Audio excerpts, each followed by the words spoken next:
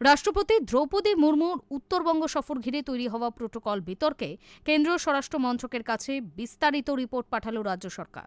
রিপোর্টে বলা হয়েছে, রাষ্ট্রপতির সফরে কোনো প্রোটোকল লঙ্ঘন করা হয়নি এবং ব্লু বুকের নির্দেশ মেনেই প্রশাসনিক ব্যবস্থা নেওয়া হয়েছিল।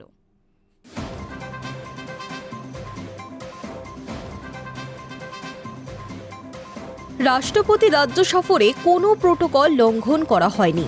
প্রমাণ্য নথি এবং সফরের ঘটনাক্রম তুলে ধরে কেন্দ্রীয় স্বরাষ্ট্র মন্ত্রকের কাছে রিপোর্ট পাঠালো নবান্ন। গত শনিবার রাষ্ট্রপতি দ্রৌপদী মুর্মু আন্তর্জাতিক আদিবাসী ও সাঁওতাল সম্মেলনে যোগ দিতে উত্তরবঙ্গে আসেন।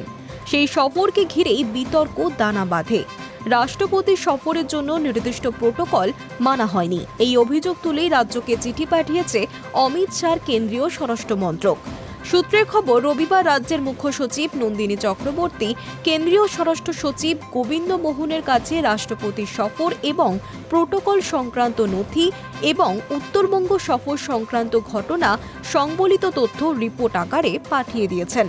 সেই রিপোর্টে সুস্পষ্ট ব্যাখ্যা দিয়ে রাজ্য সরকার বুঝিয়ে দিয়েছে, এক্ষেত্রে প্রোটোকলের কোনো নির্দেশই অমান্য করা হয়নি। রিপোর্টে ওই দিনের পুরো ঘটনাক্রম, সফর সংক্রান্ত প্রত্যেকটি পর্যায়ে গৃহীত প্রশাসনিক সিদ্ধান্তের রেকর্ড ও প্রাসঙ্গিক নথি দেওয়া হয়েছে।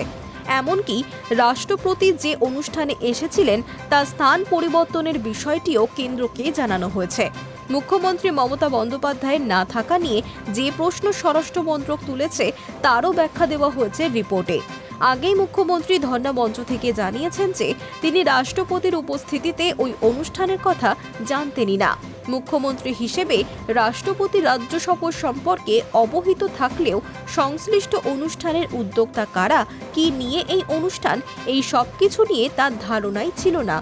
রাষ্ট্রপতি সচিবালয় এবং নবান্নের মধ্যে নথি চলাচলের তথ্য সামনে এনে মুখ্যমন্ত্রী বুঝিয়ে দিয়েছেন রাষ্ট্রপতিকে স্বাগত বা বিদায় জানাতে কারা উপস্থিত থাকবেন তা দুপক্ষের আলোচনার মাধ্যমেই স্থির হয়েছে।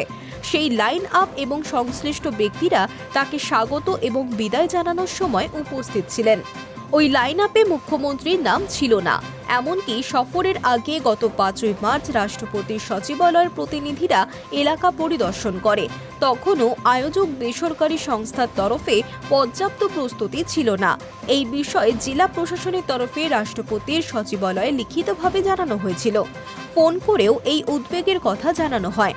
এছাড়াও কেন্দ্রীয় স্বরাষ্ট্র মন্ত্রক চিঠিতে রাষ্ট্রপতি, উপরাষ্ট্রপতি এবং প্রধানমন্ত্রী এবং তাদের পরিবারের নিরাপত্তার নিয়ম এবং প্রোটোকল তালিকাভুক্ত ব্লু বুকের নিয়ম মানা হয়নি বলেও রাজ্যকে জানিয়েছিল।